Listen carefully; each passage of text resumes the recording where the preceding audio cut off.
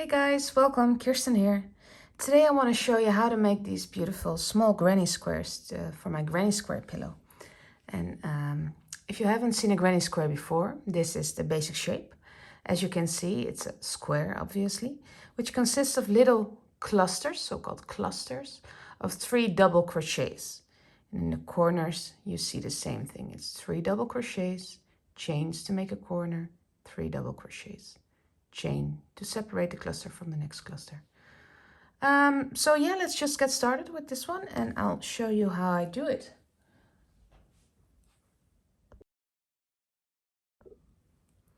Right, so to start off, we'll make a magic loop. If you don't know how to make a magic loop, that's okay. Just look up a YouTube tutorial or start with 3 or 4 chains and slip stitch to the first chain. It's up to you. So I'm gonna start my magic loop. Just like this. Then I'm gonna make 3 chains, and the 3 chains will count as the first double crochet of the first cluster. So then I'll make 2 more double crochets in the magic loop. And this is my first cluster. Next we'll make 2 chains to turn the corner, and we'll make 3 double crochets again. For those of you in doubt, these are US crochet terms, so double crochet or UK treble. Right, so we made the second cluster with 3 double crochets, and then we're gonna make 2 more chains to turn the next corner. Make 3 more double crochets for the next cluster.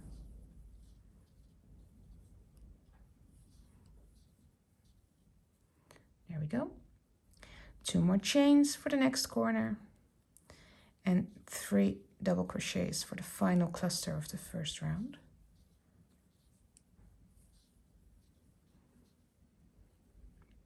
Right, 2 more chains for the last corner, and then you're gonna join with a slip stitch in the top of your beginning chain, which can be a bit tight, as I'm experiencing now. So just insert your hook, help with your fingers a little bit, make a slip stitch. Right, now we're gonna cut the yarn because we don't need this one anymore.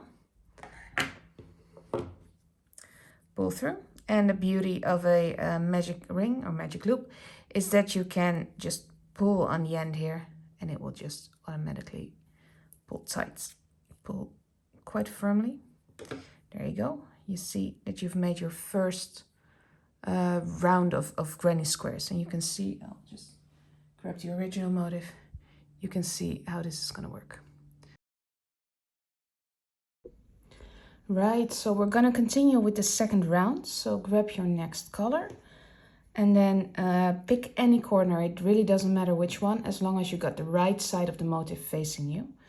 So pull through a loop and then make a slip stitch to secure it. And then we're basically gonna do the same as we did at the start. So chain 3, it's gonna count as your first double crochet. And then in the same corner space, make 2 more double crochets. And as you can see, I just crochet over the tail of the second color. It just makes it easier to weave it in later. Right, so you made 3 double crochets. That's your first granny cluster of the corner. Then you're gonna chain 2 to turn the corner. And in the same corner space, you make 3 double crochets. So that's 1, 2, and 3. As you can see, you now made a corner. Next, you're going to chain 1, and a chain 1 is just to divide the first cluster from the cluster in the next corner, and you're going to make 3 more double crochets. 1, 2, 3. So in this round, we're basically going to hop from corner to corner. That's just the nature of the granny square in round 2. So I'm just gonna go ahead and work the next cluster. Halfway there, as you can see. Chain 1, and then another corner. 1, 2, 3, chain 2 to turn the corner, and then 3 more double crochets. 2, 3. Right, almost there. Chain 1, and then 1, 2, 3, chain 2, 1, 2, 3, chain 1. That's the final chain to go from the last cluster to basically the first. And then just like in the first round, you're going to join in the top chain of your starting chains, and this can be quite tight. That's okay, that's just the way it is.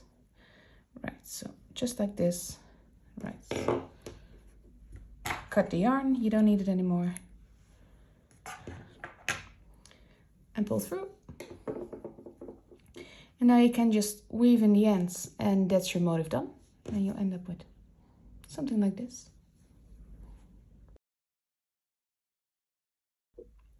Right, so now we're gonna join the two motifs.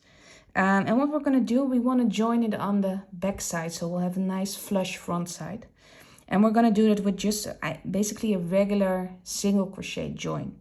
And I've joined 2 squares over here. I did it in a contrasting yarn, so it's very noticeable right now. But if you do it in the same color as both edges, you won't see it. But what you can see is that you have a join that you barely see on the front side, but that forms a ridge on the back side, because these are just regular single crochets. And as you can see, I only crocheted them through the back loops of the motifs. So that creates this nice little ridge here, except for the very first stitch on the edges of your pillow, because you need to join your yarn. So now let me show you how to do this. I'll keep this here for reference. Right, so your motifs. Make sure that you put your motifs with the right sides together, so the wrong side, the back side, is facing you. Then what you're gonna do is you're gonna join your yarn. You're gonna make sure it's fastened through the corner space. So you go through both motifs, and then you make a slip stitch and secure it. So that's how you get started. So as I said, we're only going to work through the back loops, and because you're looking at the motifs from the wrong side, that can be quite tricky. So what I tend to do is I just crochet through the loops that are highest. If you look at your motif, you see the loops are slightly diagonal, so I just go through the first one I encounter and then through the opposite one as well, right? So that's how I remember to work through the back loops. Now, if that makes no sense to you, don't worry and just go through both loops. The only thing you won't have is the little ridge on the front side, but you know, that's just a minor difference, so don't worry too much about it. Right, so basically we're just gonna make regular single crochets. We're gonna start with a single crochet in chain space, go all the way across and end with a final single crochet in the other chain space. So what we're gonna do is we're gonna go through one loop and just make sure you have the first stitch is always the hardest, and make sure you start in the right stitch. So I went through 2 chains, and now I'm making just a normal single crochet. You pick up the stitches from the next, the loops from the next stitches, and you make a single crochet. Honestly, that's just it. You go, oh, there I picked up both loops. You go through the next one, and then this stitch, as you can see, is a bit bulky because this is the one where I joined with a slip stitch. So just sort of wiggle your way through, which can be a bit of a hassle, but there we go. You'll see it soon enough. Make sure you have the right stitch on the opposite motif. Sorry, guys. Right, so those are the first couple of stitches joined. We're now at the chain space in between clusters. Pick up, there we go, the 2 loops, make a single crochet, do it for the next one as well. And in my head, I know there's always a count running. You make 9 single crochets on a side. Currently we're at 8, so that means we're now in the final chain space where the 9th single crochet will go. There we go. That's 9. Right, so that's my motif done. Obviously, if you're working on the pillow, you'll have more motifs to join. So you just grab your next 2 motifs, you put them next to the ones you already joined, and you just continue on to the next one. Don't make any chains in between, just continue like it's one continuous row. And as you can see on the front side, you have the same join as I showed you in this one, which you won't see if you made it in pink yarn. And the only difference you'll see is that on the edges of the pillow, you'll have this little, yeah, what do you call it? Little string of yarn that goes through both chain spaces. That's just because you join. And as you can see, your squares are already sort of squaring up, which is really nice. It means you barely have to block the front, which is always an added benefit. So I really like this join. Right, well, that's it. I hope it's all clear. Just if you have any questions, pop them in the comments, and good luck.